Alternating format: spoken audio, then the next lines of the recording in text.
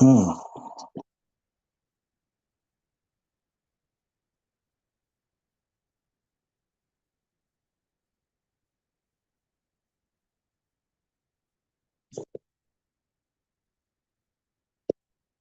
Hello. How did I look? Okay. Hello, friends. Mhm. Whoa, what happened? Mhm. Mm. There we go. Wake up and think about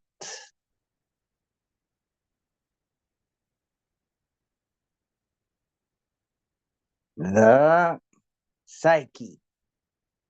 Psyche? What is the psyche?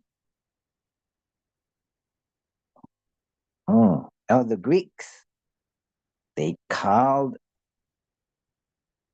that which generates our dreams and other things, our daily thoughts, and things that are even deeper. Maybe during deep sleep, we have something going on with our very subtle mind. So the psyche. Hmm. What were they referring to with the word psyche? Anyway, the word psychology sounds like it comes from psyche and ology, which would mean that it's a study of the psyche. Hmm. So let me read about the origin and scope of psychology. Mhm. Let's see. I will flip my camera over. Let's see. There we go. Mhm.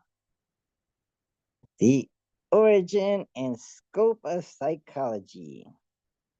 Psychology originated in the curiosity of our primitive ancestors about the nature of their experiences and activities. One thing which mystified them greatly was the fact that while asleep, they seemed to wander forth, vanquish their enemies, pursue the maidens of their desire, and gather dainty morsels with which to appease their appetites. All while asleep. All that. Wow, fantastic. Mystifying also was the more or less frequent inability of a savage to control his behavior in the face of temptation. Oh, yes. You know that feeling of being out of control? Why did he do what was forbidden and then feel fear or perhaps shame? Why then he wished to appear brave before his enemies? Did his limbs tremble? Why is that? Why did a man who was strong and active of one moment become weak or inactive at the next? Why, oh, why? And we have in the book of Genesis a story about mm, doing what was forbidden and then feeling fear and shame. So it goes way back. And in the Bible, there's stories about dreams and the meaning of them. Mhm. Let's look at the invisible man. What is the invisible man? Hmm. Both our prehistoric ancestors and many primitive man who live today in savage tribes have given similar answers to these problems. Hmm. Man, primitive man, and women. Well, this was written a while back. Let's see, when was this book written?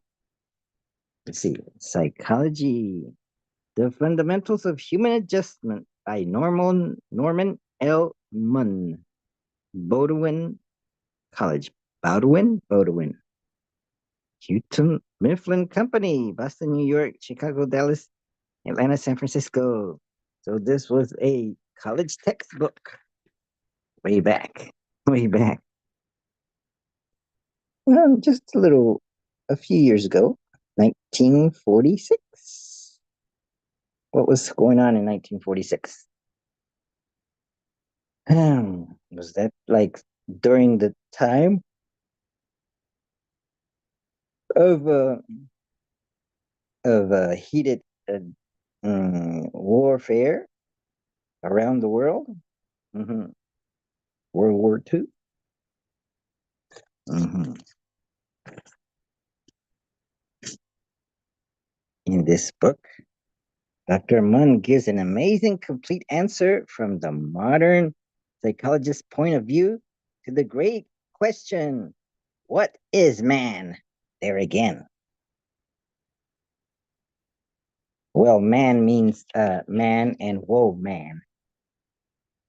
Mhm.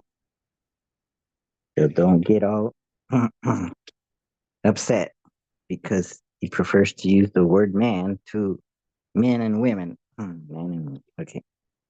So William James's two-volume Principles of Psychology, published in 1890. Wow, that was like 56 years before this book was published, marked a turning point in books on psychology. Following the publication of this great work, every few years a new journal book has been needed to bring together for the college and university students new factual and theoretical material which has been produced by scientific psychological research and investigation. So Dr. Munn's book meets this need for modern psychology. He does not forget the importance of the biological and social sciences in the development of scientific study of man's mental life. Hmm. Well, don't discount this book just because it is a few years outdated, like 1946, and we're in 2025. That's only 80 years ago or so. So we can go through and see the table of contents, scope and methods of psychology, origin and scope of psychology. That's what I'm reading. How psychologists work. Part two, the psychological development, origins and psychological significance and response systems. Conception to maturity. Factors in psychological growth. Learning, remembering, and thinking. How do we learn? How do we remember? And how do we think? The foundations of learning. Remembering and forgetting. Thinking. Mhm. The development of reasoning. Motivation of behavior. Personal motives.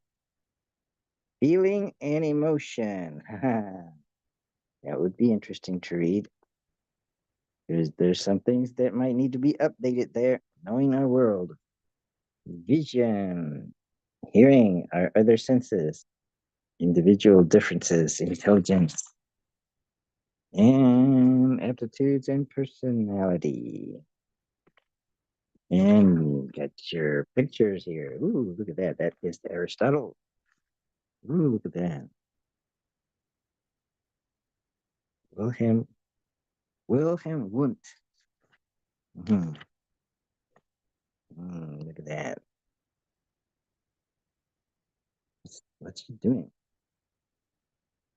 Uh, Pinel releasing the insane from their shackles. Mm-hmm.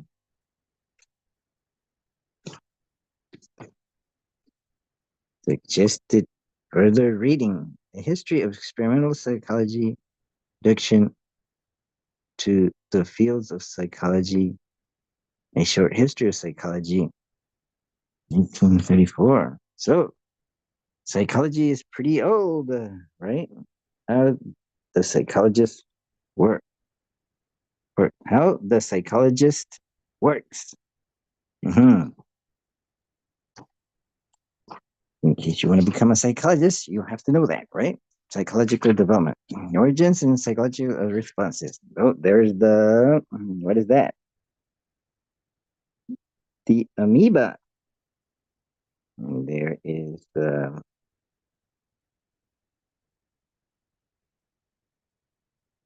eye of Nautilus.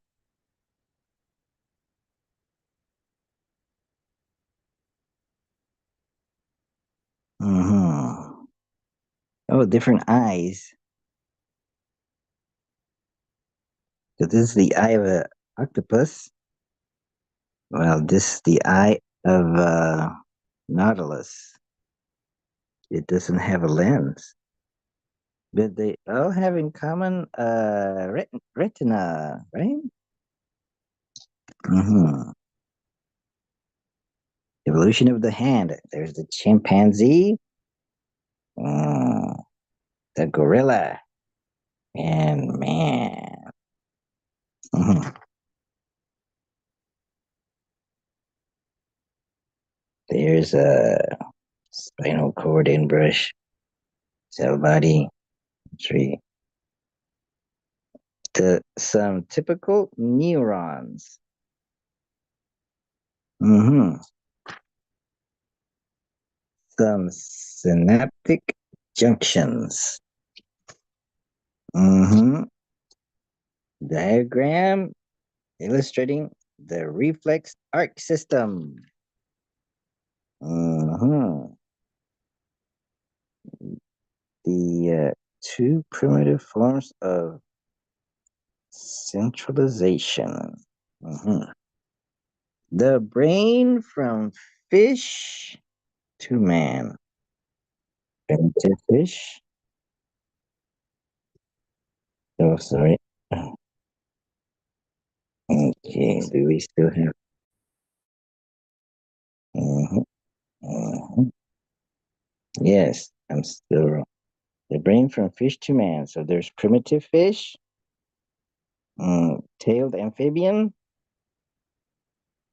centralized reptile, mm, generalized reptile, lowly mammal, pre-primate, like the shrew, primitive anthropoid, like the gibbon, the anthropoid ape, and man. Mm, Yes. Mhm. Okay. There's the parts of the brain. There's the frontal lobe in the front. There's the hypothalamus somewhere in there in the middle. Parietal lobe, the corpus callosum is like a bridge between the left and right. The thalamus, it's really close to the hypothalamus. The occipital lobe, the cerebellum, the pons, the medulla, the spinal cord. Cross section of the human brain showing the right cerebral hemisphere in the position of the skull.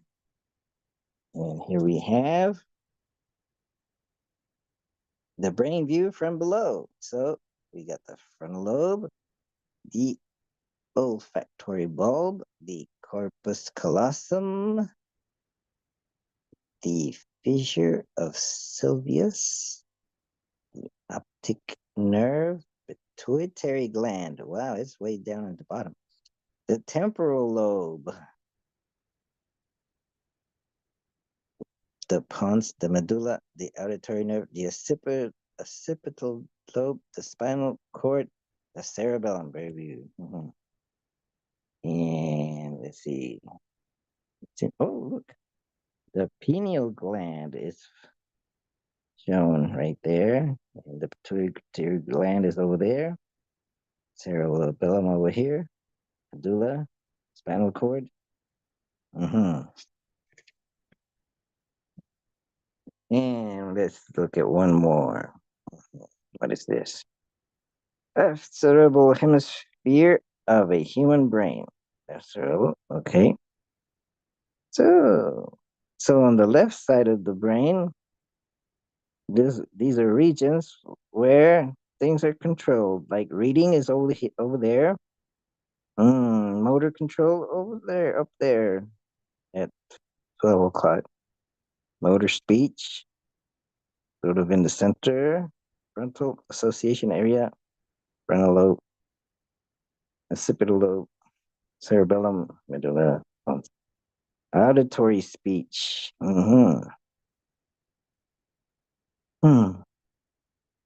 So my thesis. What does that mean?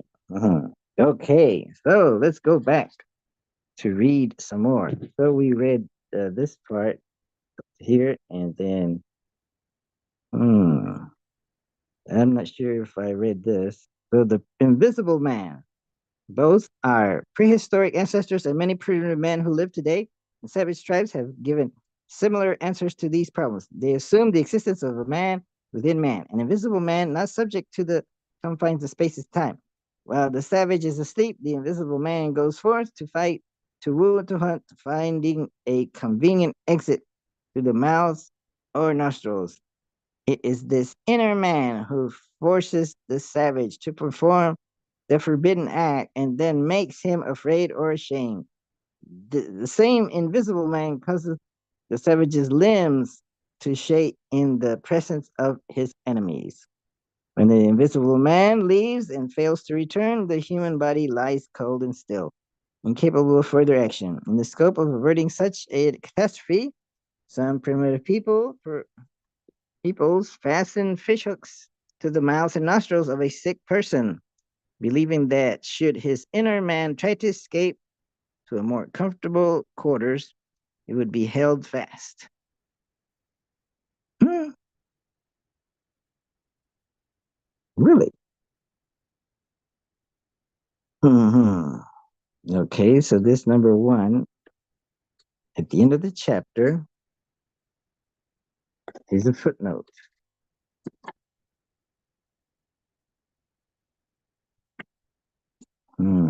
Chapter one, footnote.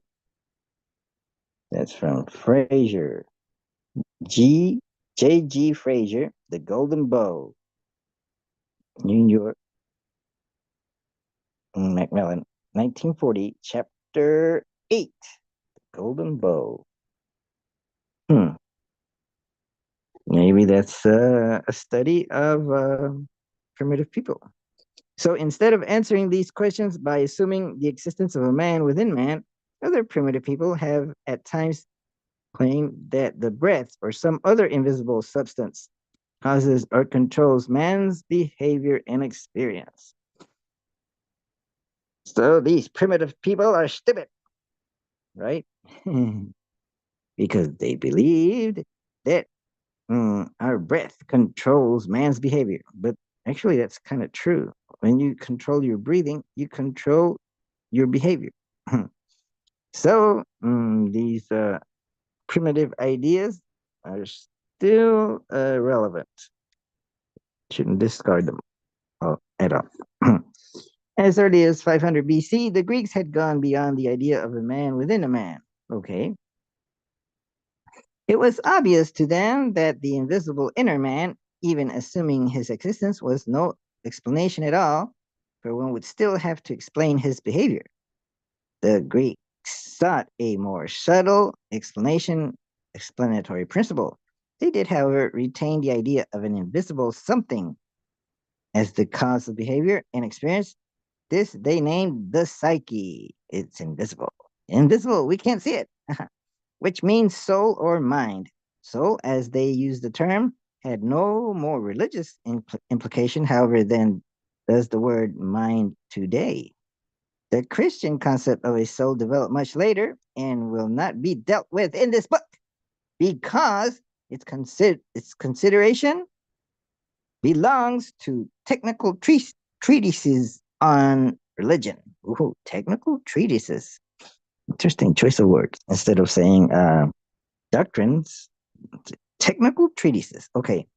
Greek philosophers tried very hard to discern the nature of the psyche by observing and describing behavior and experience, the manifestation of the psyche.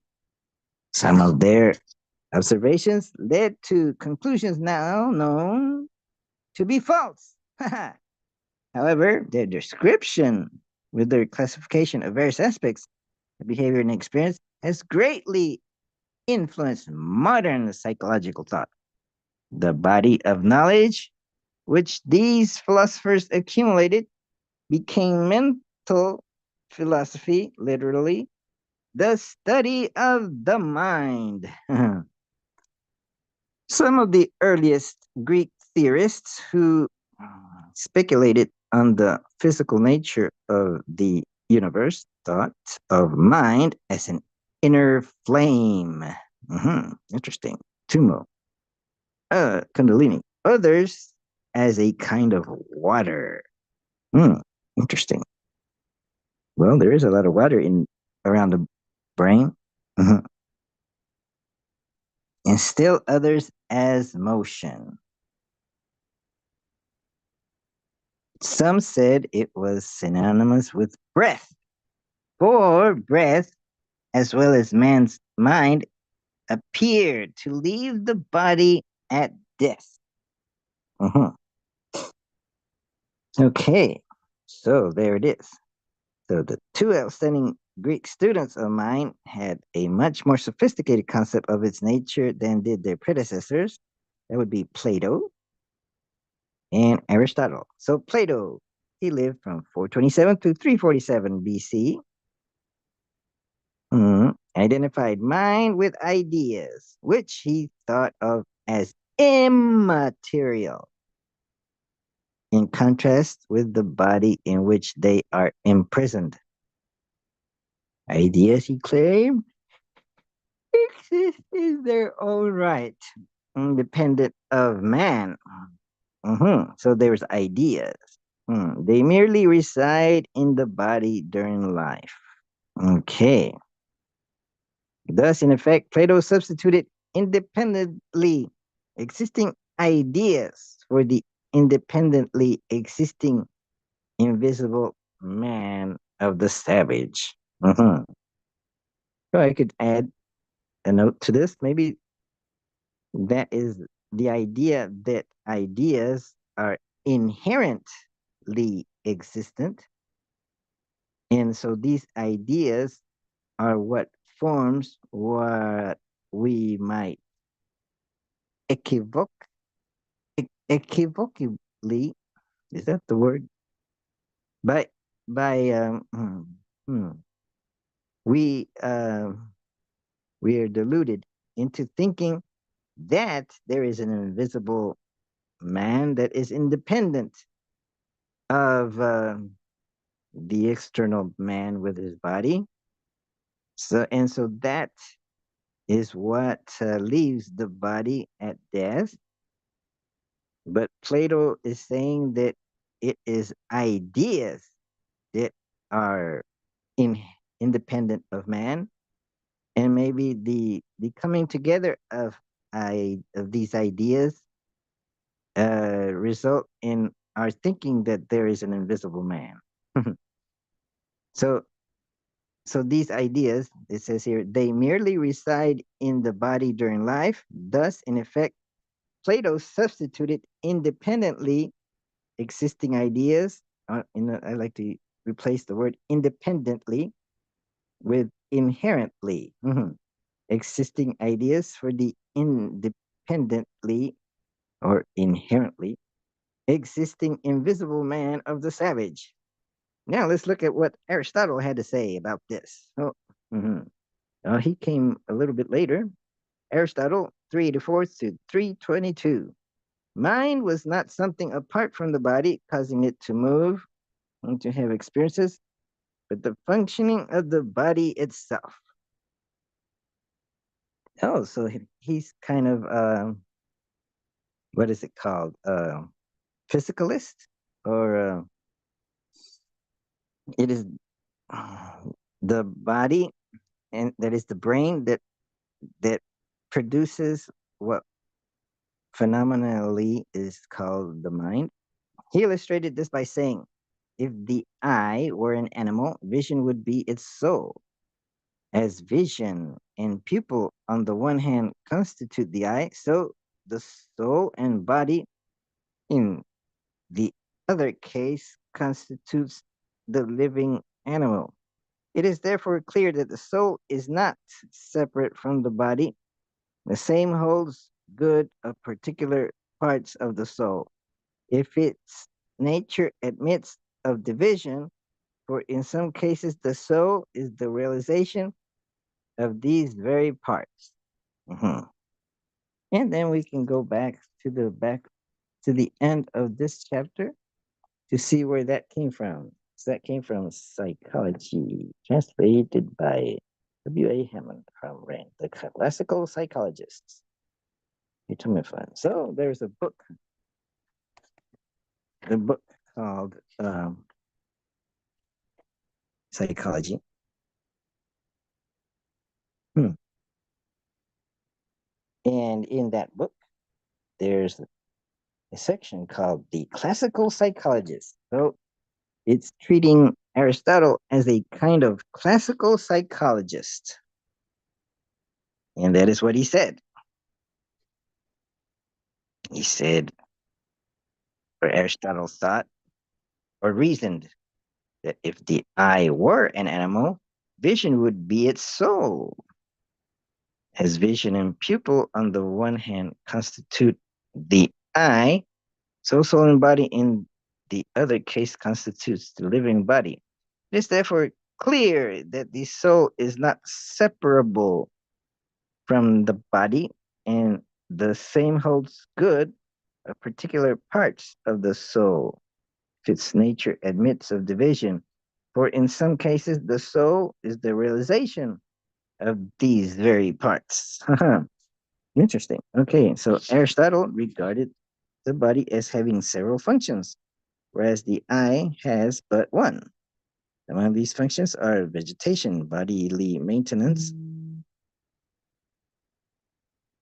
Wow. Uh, sensitivity. Yeah, I gotta answer this phone. So this may cause something disruption. Hold on. Hello?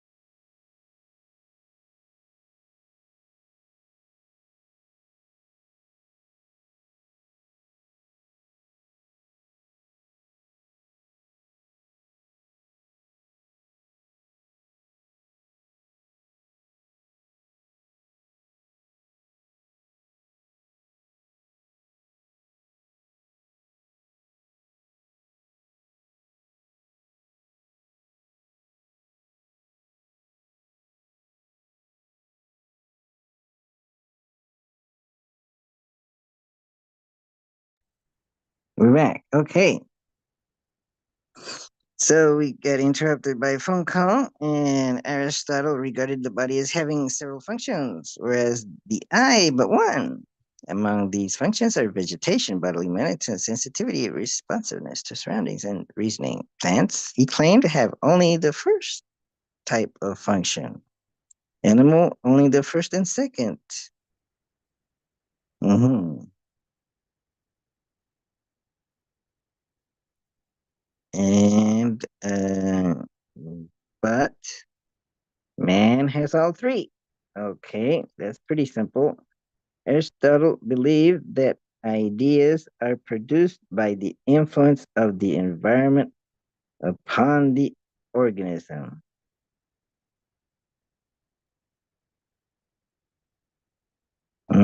He taught that movements associated with objects in the environment are carried to the sense organs,